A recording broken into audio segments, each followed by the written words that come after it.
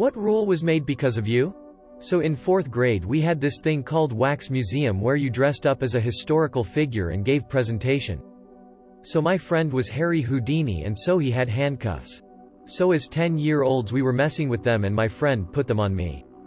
These were not the cheap plastic ones at the dollar store, they were prop ones made from real metal. So they get stuck and long story short I was in the office with 3 people around me trying to get the handcuffs open with pens and a pumpkin knife.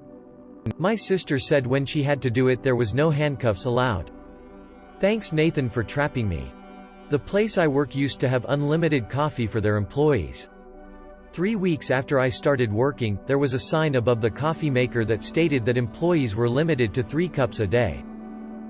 Birds are not considered a pattern on polos for school dress code. I had a shirt with toucans on it and the dean called me out in front of the whole school.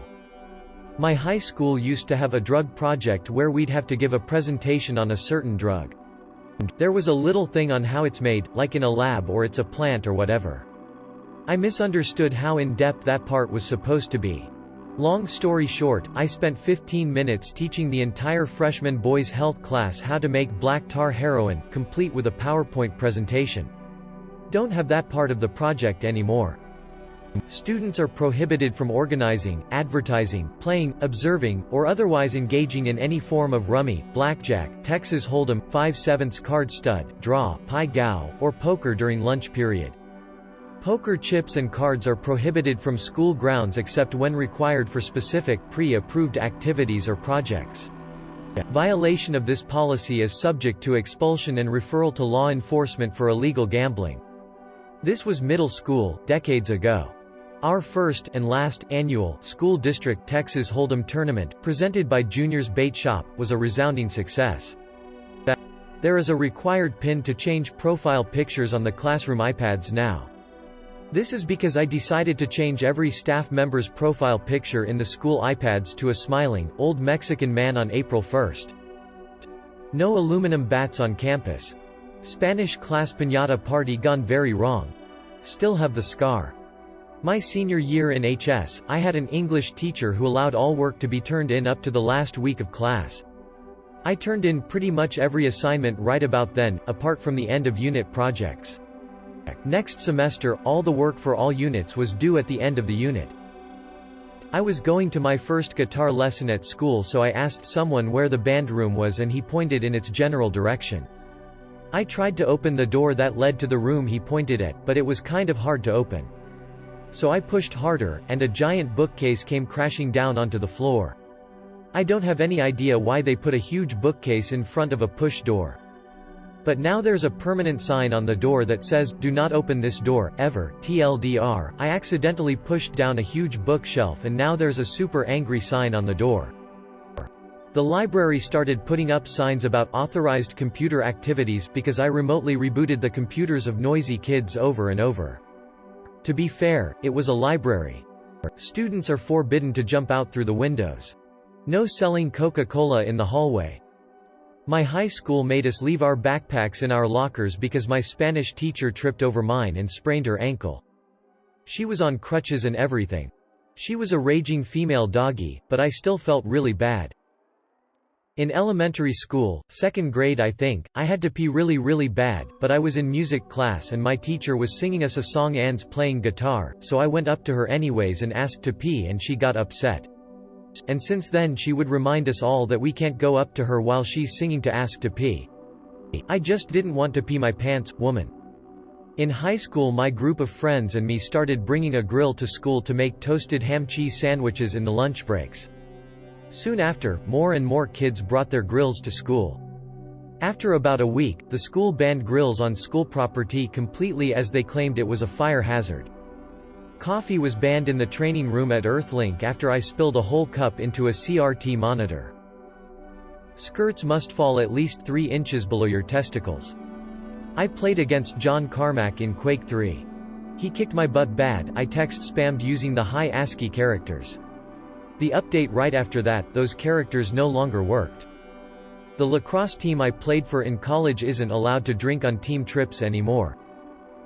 When I was 12 I discovered what really is masturbation, and as all boys once experienced, at that age, every occasion was a good occasion. My dad brought me and NY sisters to a hotel with a pool and a jacuzzi that we had access to from our room. It was getting late, almost 11h, so close to closing time. I was the only one left in the pool area, every blind was closed, I was alone in the jacuzzi and decided this was the perfect time to jack off. As I finished, I saw one of the hotel staff guys entering the pool area and calmly told me to go back into my room. Sknce the pools were closed. I went to my room believing I wasn't caught. The next day, the jacuzzi was closed because apparently a kid had sneezed in it and there was snot, which might have happened, but looking back it might also be my fault. About 1 to 2 months later we went back to that hotel and the rule, to not masturbate in the jacuzzi, was added. The thing is, 12y.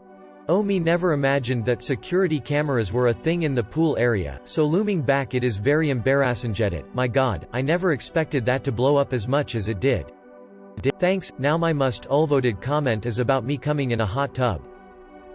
Pokémon was banned in our Catholic elementary school because the principal thought my friend and I were praising it instead of Jesus. It was quite a ride. Tarantulas are not permitted on school property. The winery we had our wedding at no longer has weddings. And #X200B, edit the story, of course, nothing particularly unexpected, but essentially my groomsmen can really drink. Most everyone else, not so much. There wasn't supposed to be any hard alcohol at the venue, so of course my gifts to the groomsmen were engraved flasks. Which of course we all promptly filled with who knows what devil juice they pilfered, distilled, or otherwise acquired. I should note that our wedding planner was pretty uptight in general and especially about this no hard liquor thing, which my dudes essentially took as a challenge. They, okay. We proceeded to get pretty smashed, and get my old man pretty smashed, and several members of the bridal party, and I'm pretty sure some of the catering staff too lol. Thank Odin this mostly went down after the ceremony. Naturally, drunken shenanigans ensue.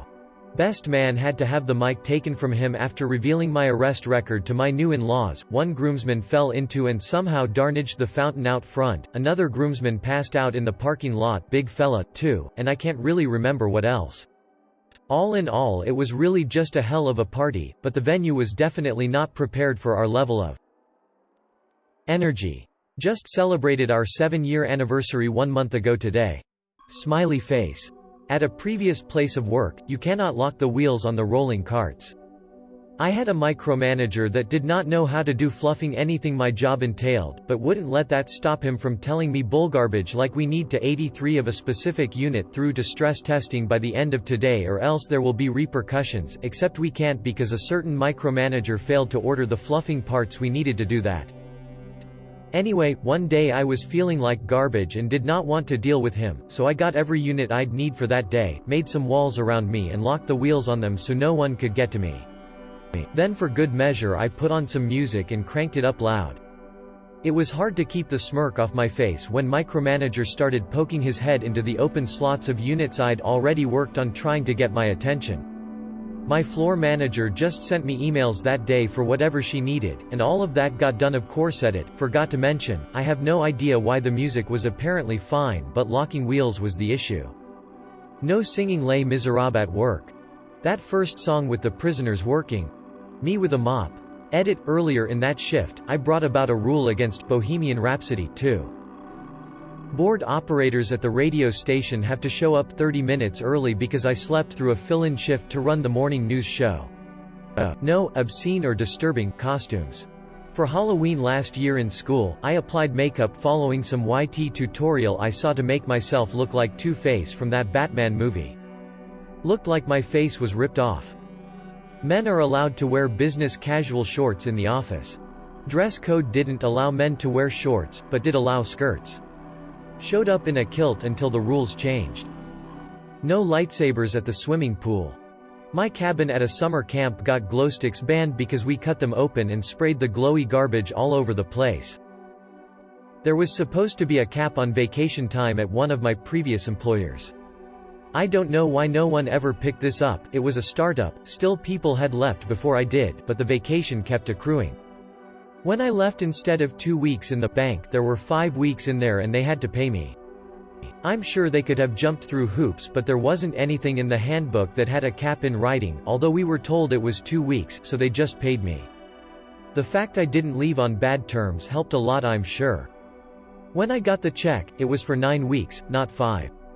Why 9, you ask? We also had a policy that after 5 years you could take a month-long sabbatical. This was considered earned time, and if you didn't take it and left the company, it was payable as unused PTO.